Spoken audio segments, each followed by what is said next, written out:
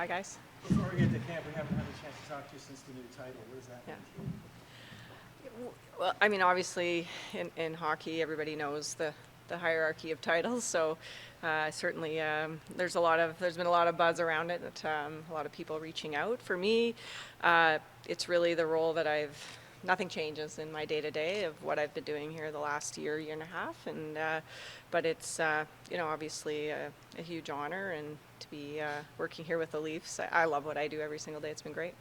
There's so many women with the title now, same as yours. Mm-hmm.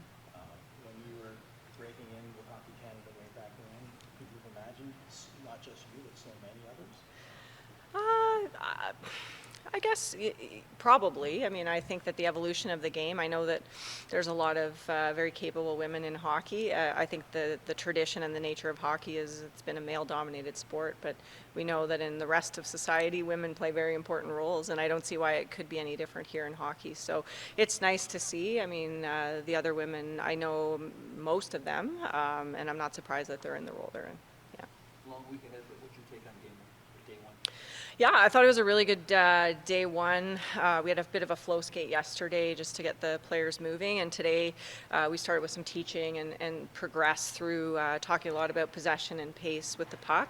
The players are really engaged. I've really noticed how many questions they've been asking, just even in off the ice and making smoothies, things like that. They've been really interested in what we're doing and really receptive to the teaching. What else is happening off the ice? So you can tell us about that. Yeah, we got them going through a variety of different activities. So a lot of focus on nutrition, strength and conditioning. They'll be doing some fun, I think there's a bowling event later in the week, and a few just get-togethers away from the rink. And then we've got some special guest speakers that are coming in through the week as well to talk to them. They had the opportunity to sit and listen to Jason Spezza last night and ask him all the questions that they could ever have dreamed to. So that's an incredible opportunity, I think, for these kids, and they really took advantage of it. Matt Nyes, Hayley said that he didn't feel he was ready and at the point in his development where he could help contribute this year, so he wanted to go back. Felt he would contribute to his development to go back another year. Mm-hmm. How much do you respect a guy that is willing to be patient with himself to put himself in the best position when others thought maybe he was ready?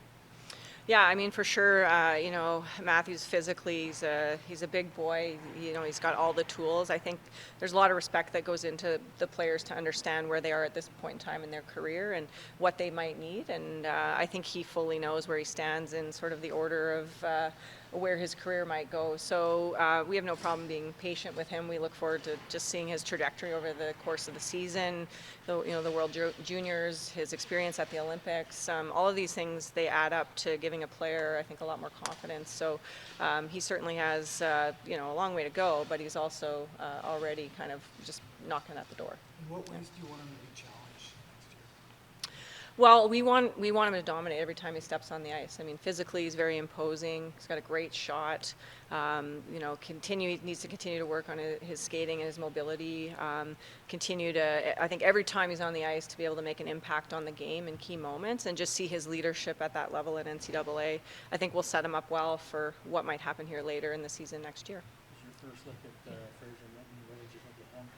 Yeah, I really like Fraser. What a smart kid. He has a very high IQ both in hockey and away from the rink. A really interesting story that he started playing high-level hockey at the age of 14, which is very uncommon. And I think it's a nice story and a message to send to both parents and kids that there's not one way to do it. So I find he's a very cerebral guy. He asks a lot of really good questions. He's a student of the game. He loves to watch hockey. And I think on the ice, for me, what stood out is how smooth he is.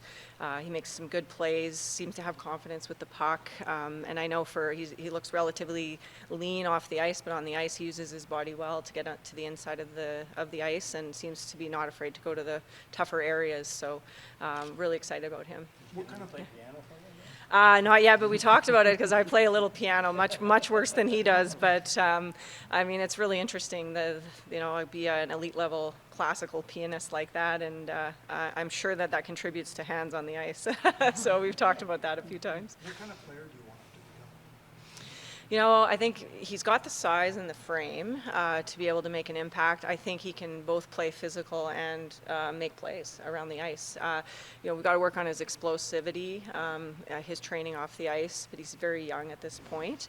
To be an impactful forward that can make plays, I think he can defend. I think he'd be a two-way player, a solid player up and down the ice. And at this point, we expect him to go back to Kamloops next year and have a dominant season after a great rookie season this year. You have the goalies work out separately today. Is that Yeah. going to be a common theme for the week, or is that just today? Yeah, no, that's a common theme for the week.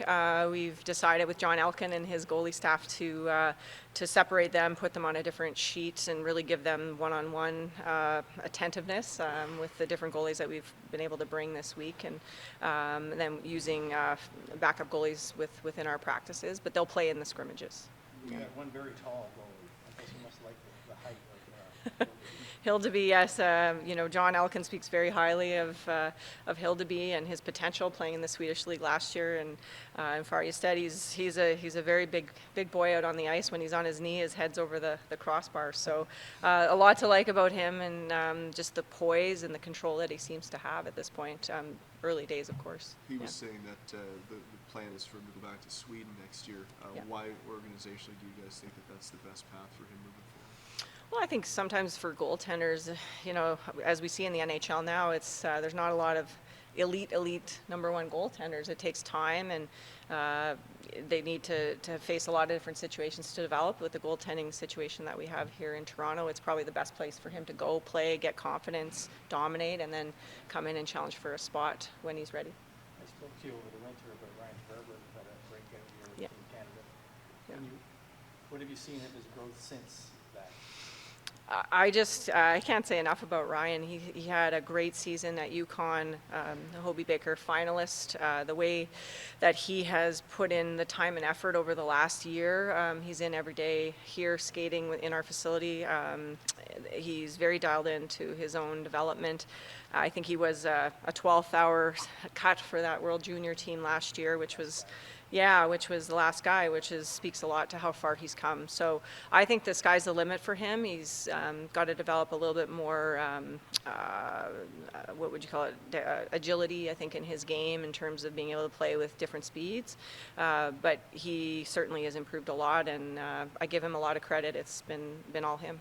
Are you looking at, from a day-to-day standpoint, to see some improvement based on instruction and taking that and seeing growth within a short period of time, or do you have to balance that with all the other tape and all that kind of stuff? Yeah, for sure. I mean, it's a good question because we know we only have 1 week with these players, and but the way that we've structured the week is to introduce concepts, to teach, and then to blend through a practice where at the end of the practice they're going to implement the concepts that we've taught, and we want to see who can pick something up and be able to execute it right away. So whether it's the scrimmages that we have or the end of practice games that we've implemented, I think it speaks a lot to getting to understand a player and their ability, their hockey IQ, and what they can do. So that's what we've challenged the players on this week, and I think it reveals a lot. But you also know that this is a development camp, and there's a long runway here to improve on, and so we look both short term and long term when we look at it. Matthew Dees said that he's learned a lot from you already, but also you've chirped him a lot. Is part of that maybe by design because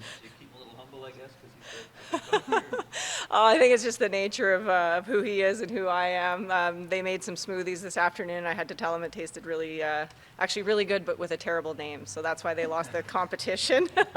But I think with a lot of these young guys, it's nice to develop a rapport where they know that you're here to help them, but it's not rocket science at the end of the day. That we challenge them, but at the same time we try to praise their development, and we're here when they need us. So he's been fun to. He definitely is a confident kid, but I enjoy joking around with him as well. What does Axel have to do to succeed with the Marlies next year?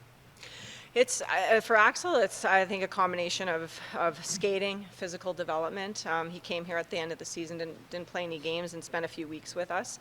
I think his mobility on the blue line is something that's his decision making under pressure, coming from the Finnish league where there's more space and time, and being in these tight spots within the American Hockey League, being able to handle the pace, the physicality of the game. But also, I think it's a confidence thing for him and for many of the European players that come over, just to believe believe that they can succeed and they can step right into the competition. So the change I've seen in him from even the end of last season to development camp, he's a lot more seemingly, relaxed, engaged, and I'm sure it'll reflect in his performance. Are you still MD as well? Going to continue with your doctor? Oh yes, yes. I'm finishing my residency right now, so I basically have two full-time gigs here. But it's hard to explain, but I basically work all the time, and I'm able to work through the night sometimes in medicine and different shift work, and ebbs and flows of the season allow me to work through medicine and when there's a bit of a break in what I have to do here. But it's so far so good, but I've actually also done this the last 4 years when I was in medical school right through, so nothing's really changed for me from when I started with the Leafs. How Yeah. often do you go 24 hours without sleep? Not often, because I'm not that crazy. Sleep's important, but there are a few days where I'll go from being in the night in the hospital, I'll come to the rink in the morning. Not that often. I wouldn't recommend it to anyone, but it does happen sometimes. Yeah. I was going to ask Yeah. something along those lines, like Yeah. when you do have like a chunk of time for like just you time, like Yeah. like how do you maximize that to reset yourself? Yeah, I find that one gives energy to the other. So when I'm here at the rink, obviously hockey's my love and what I've done my whole life. Gives me a lot of energy. It's a less pressure-filled environment for me because I know it much better than I know medicine. And then when I step into the hospital or the clinic, quite frankly, my adrenaline's running, and because I'm a neophyte in medicine, really. So, but one give energy to the other. I always feel very grateful when I leave the hospital for what I have in hockey, and it gives me a lot of perspective when I'm talking to players that, hey, it's not the end of the world, because sometimes I see the end of the world. So, in terms of downtime, I don't get a lot, but I love what I do. So it is, for me, sort of a rite of passage to be able to finish my residency and get to the other side. It'll get a little easier. Yeah. We sometimes say it 24 hours, so no, go ahead. Sorry. Yeah, sure. Prospect question. How can VT have kind of a bounce back season next year? It's a good question. He's had a rough season. Really in all aspects. I think what we're trying to talk with VT about is commitment on the ice to his training in the off season. We want to get a little bit more engaged with him through the season to work, on his sense of urgency in his game, on his confidence, and just the way that he approaches day to day, being a better pro and understanding what it takes to get to the next level. So he will need to have a bounce back season for sure.